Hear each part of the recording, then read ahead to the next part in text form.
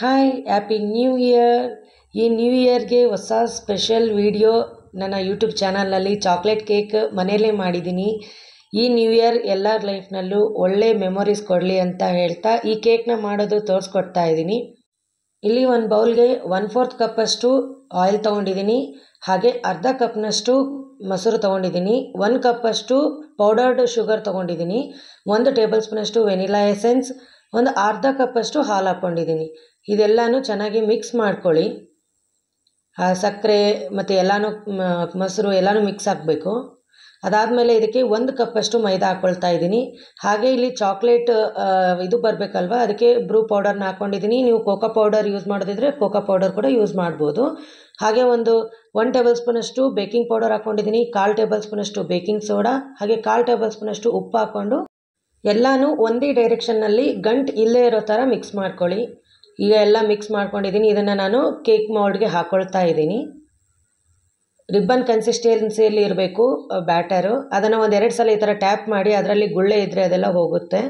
ಇದನ್ನು ನಾನು 180 ಡಿಗ್ರಿ ಸೆಲ್ಸಿಯಸ್ನಲ್ಲಿ 45 ನಿಮಿಷ ಬೇಯಿಸ್ಕೊಂಡಿದ್ದೀನಿ. ನೋಡಿ ಕೇಕ್ ಎಲ್ಲ ರೆಡಿಯಾಗಿದೆ. ಇವಾಗ ತಣ್ಣಗಾಗಿದೆ ಕೂಡ. ನಾನು ಈ ಕೇಕ್ನ ಕನ್ವೆಕ್ಷನ್ ಮೋಡಲ್ಲಿ ಬೇಯಿಸ್ಕೊಂಡಿದ್ದೀನಿ. ಈ ಕೇಕ್ನ ಸೈಡ್ಸ್ ಎಲ್ಲನೂ ಸ್ಕ್ರ್ಯಾಪ್ ಮಾಡಿಕೊಂಡು ರಿಮೂವ್ ಮಾಡ್ಕೊಳ್ಳಿ, ಇಲ್ಲ ಅಂದರೆ ಕೇಕ್ ಕಟ್ಟಾಗಿಬಿಡುತ್ತೆ ಅದು. ನೋಡಿ ಎಷ್ಟು ಈಸಿಯಾಗಿ ಬರ್ತಾ ಇದೆ. 2 ಕಡೆನೂ ಚೆನ್ನಾಗಿ ಬೆಂದಿದೆ. ಈ ಥರ ಬಟರ್ ಪೇಪರ್ ಹಾಕ್ಕೊಳ್ಳೋದ್ರಿಂದ ನಿಮಗೆ ಮೌಲ್ಡ್ಗೆ ಹತ್ಕೊಳ್ಳಲ್ಲ ಅದು. ಹಾಗಾಗಿ ಬಟರ್ ಪೇಪರ್ನ ಕಂಪಲ್ಸರಿ ಯೂಸ್ ಮಾಡಲೇಬೇಕು. 2 ಕಡೆ ಚೆನ್ನಾಗಿ ಬೆಂದಿದೆ ನೋಡಿ. ಕೈಗೆ ಯಾವುದೇ ಥರ ಹಿಟ್ಟು ಹತ್ತಾ ಇಲ್ಲ. ಕೇಕ್ ರೆಡಿಯಾಗಿದೆ. ಇದಕ್ಕೆ ನಾನು ಈ ಥರ ಟೂತ್ ಪಿಕ್ ತೊಗೊಂಡು ಹೋಲ್ ಹಾಕ್ಕೊಳ್ತಾ ಇದ್ದೀನಿ. ಇದರ ಮೇಲೆ ಚಾಕ್ಲೇಟ್ ಸಿರಪ್ನ ಹಾಕ್ಕೊಳ್ತಾ ಇದ್ದೀನಿ.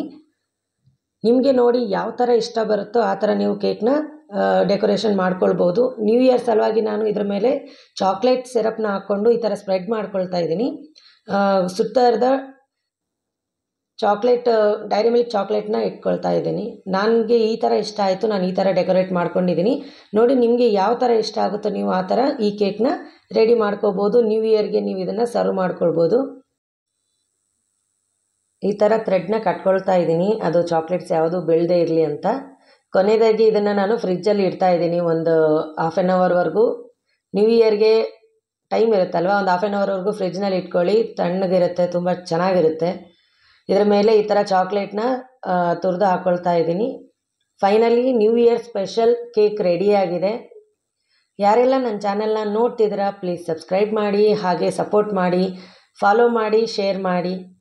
Thanks for watching. Happy new year.